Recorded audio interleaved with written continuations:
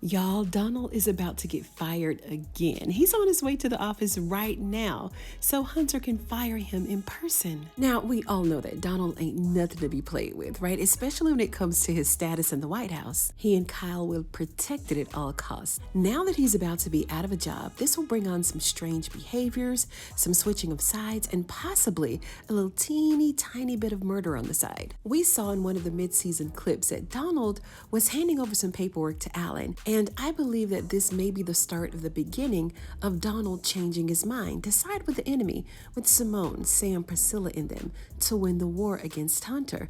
The reason that Donald is being fired in the first place, let's just go back a little bit, is because Hunter has it in his mind that everyone is after him, literally. He found out a couple of episodes ago that Victoria is sleeping with his biggest enemy, Eli, and he thinks that Donald knew about this illicit affair the entire time and just didn't tell him about it. So he decided that Donald has to go. Never mind that Eli has already officially fired him.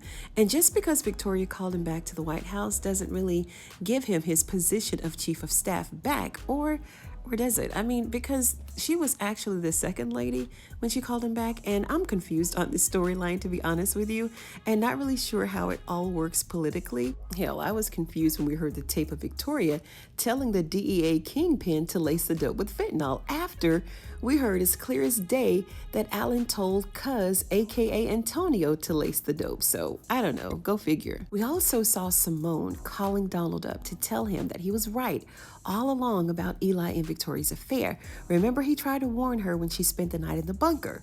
Simone questioned him and she wanted to know if he was just as evil as Victoria and Eli. And I'm like, girl, dirty Donald, really? He's worse, especially when he gets around Killer Kyle. So she told him that she wants to meet up with him so that they could trade stories, compare notes, get the teams together. This reminds me of when we were in like 6th grade.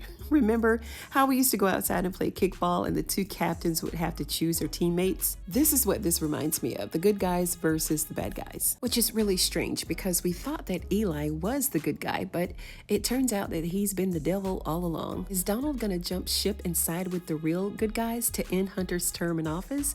Well, now that Eli is considered the bad guy, is Hunter the good guy now?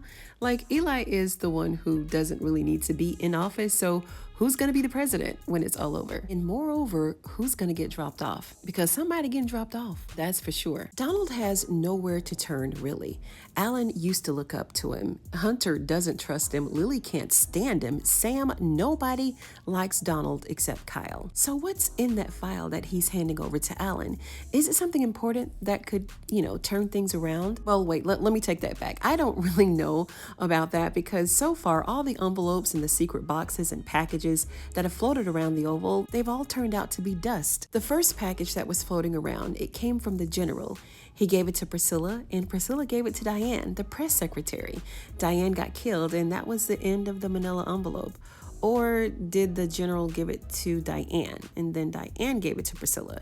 It's been a while, and I really don't remember, to be honest with you, but it wasn't anything anyway, so it really doesn't matter. Then we have Alan here with this secret box that he put Dale in charge of. Then the box ended up with the FBI agents Desiree and Kyle. And Kyle said that the contents of the box, which was like some flash drives, audio recordings, and all he said is that it's going to help with the investigation. So that turned out to be, nothing mind-blowing or life-changing. So maybe we shouldn't get too excited about this file that he's handing over to Alan. Now, we can't forget that Donald's end goal is to become the president, at some point. But he's been Team Hunter all this time, and Hunter may need to reconsider getting rid of Donald. Donald knows all the secrets, but he's already made up in his mind that he's gonna hire the new guy, and Donald is pretty much already fired in his eyes. But I bet Donald isn't going out without a fight. He's gonna have something up his sleeve that just may shock us all. What could it be? He can't really tell what's been going on because he's going to pretty much incriminate himself. He can't blackmail anybody because he doesn't have any leverage now. He's no longer the chief of staff. So what is Donald going to do? And we can't forget that someone actually passed out in their office. Was it him?